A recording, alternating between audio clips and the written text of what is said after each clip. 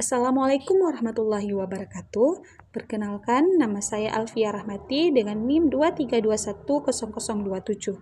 Di sini saya akan mempresentasikan tugas pemrograman berorientasi objek dengan judul Algoritma Jaringan Syaraf Tiruan.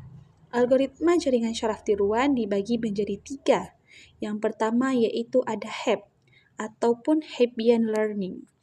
Jadi, sejarah HEP ini diperkenalkan oleh Donald Hebb pada tahun 1949 dalam bukunya The Origination of Behavior, merupakan teori awal pembelajaran dalam sistem saraf biologis. Prinsip utamanya yaitu cell that's wire together. Jika dua neuron aktif secara bersamaan, maka koneksi antar keduanya akan semakin kuat. Kegunaannya yaitu digunakan dalam pembelajaran tak terawasi ataupun unsupervised learning, cocok untuk mengenali pola secara otomatis. Dipakai pada jaringan hop file dan self-organizing maps ataupun bisa disebut sebagai SOM.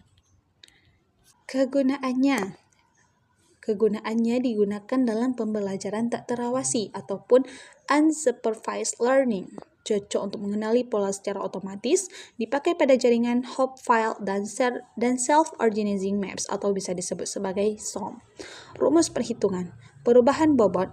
Teman-teman bisa lihat sendiri di bawah ini rumus perhitungan perubahan bobotnya. Kelebihan dan kekurangannya juga. Kelebihannya sederhana dan terinspirasi dari otak manusia, sedangkan kekurangannya tidak cocok untuk masalah klasifikasi kompleks.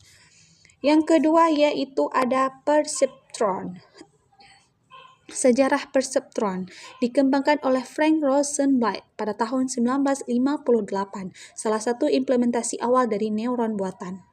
Strukturnya yaitu terdiri dari satu layer dengan satu atau lebih neuron, cocok untuk klasifikasi linear. Kegunaannya digunakan dalam klasifikasi biner, contohnya yaitu deteksi spam, dasar bagi jaringan saraf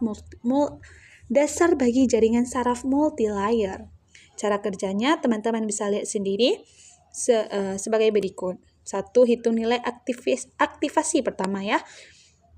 Fungsi aktivasi biasanya step function. Yang kedua yaitu update bobot jika outputnya salah. Nah, di bawah ini caranya ya teman-teman bisa lihat sendiri. Nah, di sini juga ada kelebihan dan kekurangannya. Kelebihannya mudah diimplementasikan dan sedangkan kekurangannya tidak bisa memecahkan masalah non-linear. Contohnya XOR problem. Yang ketiga teman-teman ada backpropagation. Sejarahnya yaitu diperkenalkan secara populer oleh Rumelhart, Hinton, dan Williams pada tahun 1986. Merupakan fondasi utama dari deep learning modern. Prinsipnya yaitu jaringan belajar dengan cara menghitung kesalahan ataupun error dari output lalu menyebutkan kembali error tersebut ke belakang backward untuk memperbarui bobot. Kegunaannya cocok untuk jaringan saraf berlapis multi-layer neural networks, dipakai dalam pengenalan wajah, suara, teks, dan berbagai aplikasi AI lainnya. Proses perhitungannya 1. Yaitu forward pass, hitung output jaringan dari input. Yang kedua yaitu hitung error, teman-teman bisa lihat sendiri caranya sebagai berikut. Backward. Yang ketiga yaitu ada backward pass, hitung gradien dari error terhadap setiap bobot. Yang keempat yaitu update bobot. Dan di sini yang ketiga ini juga ada kelebihan dan kekurangannya.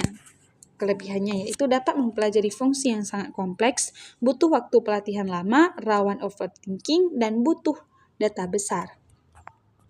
Demikianlah presentasi tugas pemrograman berorientasi objek yang bisa saya berikan.